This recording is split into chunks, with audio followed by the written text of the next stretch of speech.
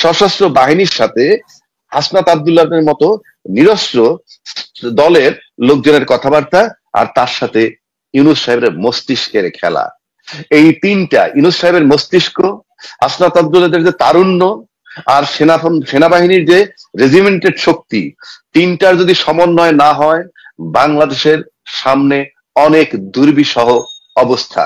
উনি মনে হয় না উপদেষ্টা কাউকে উনি কাউন্ট করেন, আর কাউন্ট করার মতো না কেউ।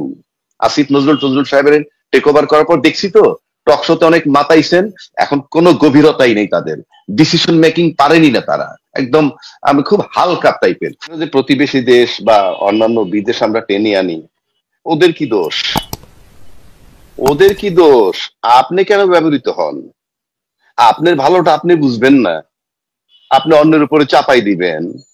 You are bloody fool, you don't have the right. আপনি অন্যের দোষ দিতেই পারবেন না।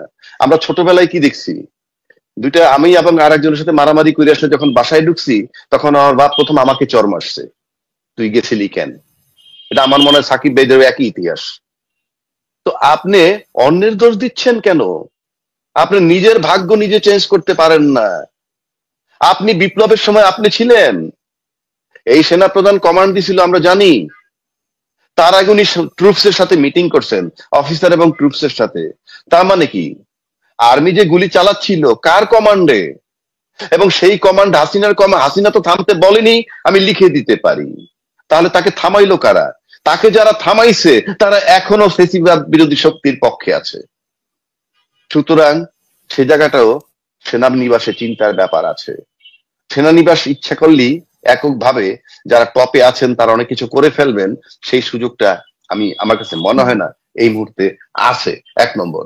2 নম্বর হইলো, আমি এই যে ছাত্র আজকে যে ঘটনাটা ঘটেছে, ছাত্র আজকে কিন্তু আবার একটা টার্মিনাল সিচুয়েশনে হাসনাত আব্দুল্লাহ বলছে আমি যদি এরপরে আমার কি অবস্থা হবে জানি না। এতে কিন্তু সে একেবারে সিরিয়াস বলতে যেটা বুঝায়, সে নিখোঁজও হয়ে যেতে পারে, মারাও যেতে পারে, এরকম একটা মিনিং সে বুঝাইতে চাচ্ছে। আসিফ নজরুল কোথায়? আসিফ নজরুল তো এই ছাত্রদেরকে নেগোসিয়েট করে ছাত্রদের নিয়েই তৎকালীন সেনা প্রধানের সাথে কথাবার্তা বইলা ইত্যাদি। আসিফ নজরুল এত সাইলেন্ট কেন এই টার্মোয়াল সিচুয়েশনে? আমি তাকে ট্রিগার করছি যে আমি তাকে ডাউট করছি এই ব্যক্তিকে। আপনি এখন কিন্তু একটা কথাও বলেন না। আপনার কি ছাত্রদের নিয়ন্ত্রণ চলে গেছে, নাকি আপনি চান যে হাসনাত আব্দুল্লাহরা এই নির্বাচন বানচাল একটা টার্মাল সিচুয়েশন তৈরি করুক আর আপনি ক্ষমতায় থাকেন? বিকজ আপনারা ভাবেন আপনাদের পালানের পথ নাই, ইউনূস সাহেব কোনো টেনশন নাই। কারণ আমার কাছে মনে হয় ইউনূস সরকারের ভিতরে একটা ডিপ স্টেট আছে, দে আর এন্টি ইউনূস। এটা আমার কাছে ব্যক্তিগতভাবে মনে হয়। পাশাপাশি আমি কিছুদিন আগে বলেছিলাম, সবার আগে, যে বাংলাদেশে 3টা শক্তি কাজ করছে, এখন 4টা শক্তির কথা বলি আপনাকে। বাংলাদেশে 4টা শক্তি কাজ করতেছিল, এখন দৃশ্যমান হয়ে গেছে। যেমন সেনাবাহিনী নির্বাচন থেকে যদি বলা হয় ইনক্লুসিভ নির্বাচনের কথা, তাহলে নো ডাউট সেনাবাহিনী একটা শক্তি। যাদেরকে বলছে হাসনাত আব্দুল্লাহ তারা একটা শক্তি। আর এই যে অন্যান্য যে রাজনৈতিক দল, তাদের কোনো ভ্যালু নাই, তারা রাজনৈতিক শক্তি। কেননা এই আলোচনায় তারা কিন্তু আলোচিত না, কারণ তাদের সাথে কথাবার্তা হয়ে গেলে তারা এগ্রি করে ফেলছে। এখন লড়াই হবে তিনমুখী। তিনমুখী কোথায়? আপনি যদি সশস্ত্র আর্মি ধরেন, আর্মির সাথে কিন্তু একটা রেজিমেন্টেড ফোর্স আছে, অস্ত্র আছে, পুলিশের সাথে অস্ত্র আছে। এটা একটা সশস্ত্র বাহিনীর সাথে হাসনাত আব্দুল্লাহর মতো নিরস্ত্র দলের লোকজনের কথাবার্তা, আর তার সাথে ইউনূস সাহেবের মস্তিষ্কের খেলা।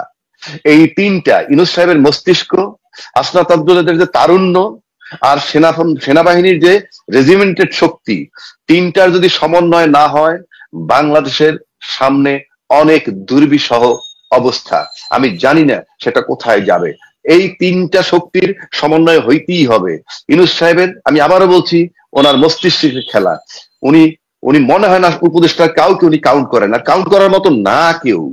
আসিফ নজরুল সাহেবের টেক ওভার করার পর দেখছি তো টকশোতে অনেক মাতাইছেন, এখন কোনো গভীরতাই নেই তাদের, ডিসিশন মেকিং পারেনি না তারা, একদম আমি খুব হালকা টাইপের।